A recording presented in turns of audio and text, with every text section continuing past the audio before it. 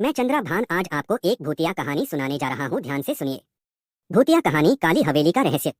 स्थान उत्तर भारत के एक छोटे से गांव भैरवपुर के किनारे एक पुरानी काली हवेली खंडहर बन चुकी थी। गांव वाले कहते थे कि वहां रात को अजीब अजीब आवाजें आती हैं, बच्चों के रोने की, चूड़ियों की छनछनाहट और दरवाजों के खुद ब खुद खुलने की। मुख्य पात्र राजीव, एक जिज्ञासु युवक जो पत्रकार है। नीला उसकी दोस्त, साहसी और होशियार लड़की।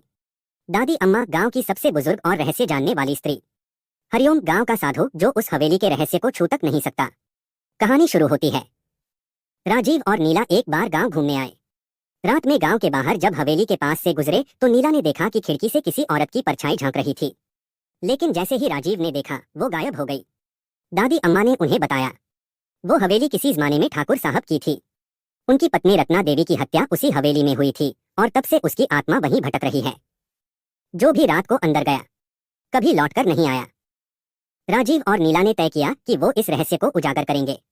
अगली रात टॉर्च और कैमरे के साथ दोनों हवेली के अंदर घुसे।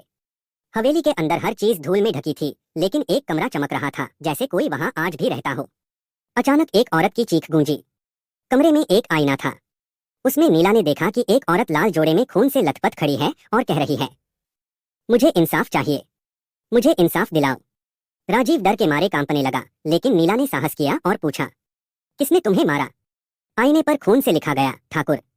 अगले दिन राजीव ने गांव में सबूत इकट्ठा किए और पता चला कि ठाकुर ने अपनी पत्नी को दहेज के लिए मार डाला था और खुद फरार हो गया था।